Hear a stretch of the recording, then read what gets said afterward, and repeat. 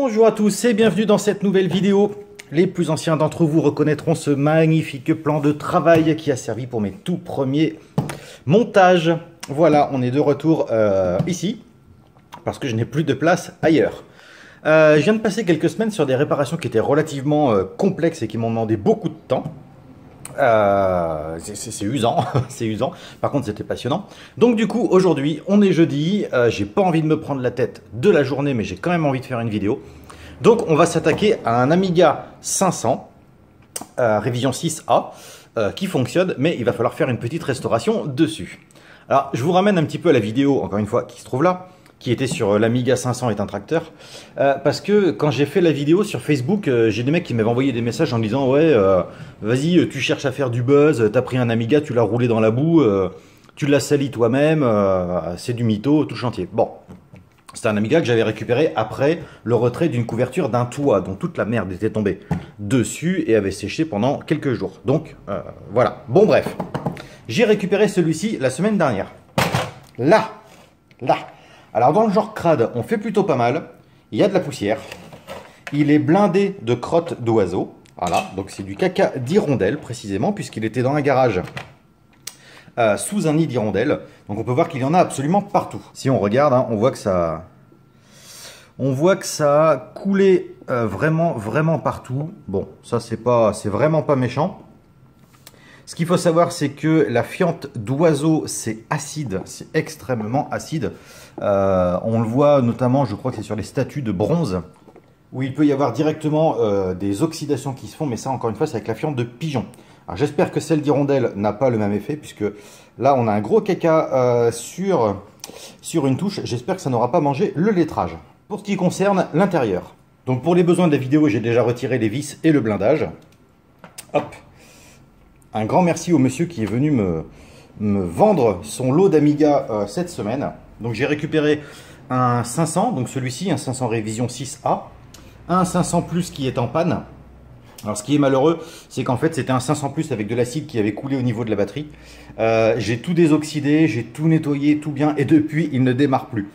Donc ça, ce sera le sujet d'une vidéo suivante, mais comme je le disais aujourd'hui, j'ai pas envie de me prendre la tête. Donc on va s'occuper de celui-ci. Mais on va s'attaquer à une nouvelle recherche de panne que je ne connais pas, je ne la maîtrise pas. Merci à Mad Max de m'éclairer là-dessus. Mais on va partir sur les schémas de keyboard reset sur les Amiga 500 et 500 Plus qui font que l'Amiga ne boot pas. Donc ici on a le clavier, bon très sale mais rien de particulier. Ça avec le décapeur vapeur c'est de la rigolade. Hop, alors j'avais testé quand même le démarrage avec un Gotek, donc là rien n'est branché. D'ailleurs, prochaine vidéo sur le GoX qui devrait arriver début de semaine prochaine. Donc à l'intérieur, ce qu'on peut voir, c'est que c'est relativement propre. Voilà, les saletés ne sont pas rentrées. On peut voir que la carte mère, voilà, est super propre. Elle a encore tous ses autocollants.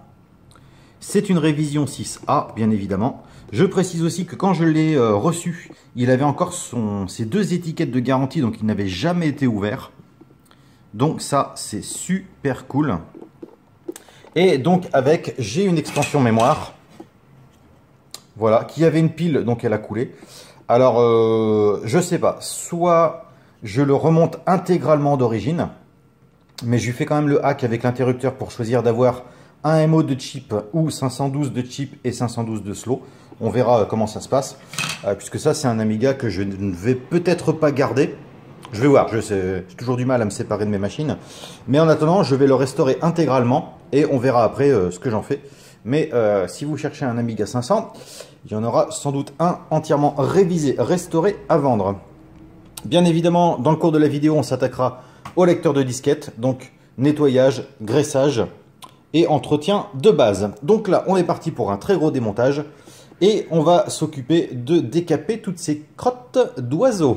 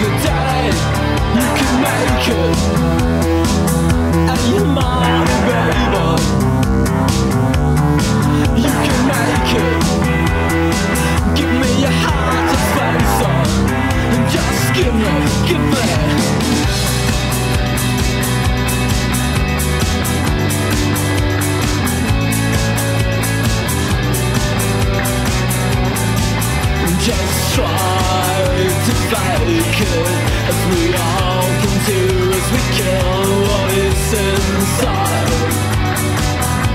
But it won't be tonight, not this time.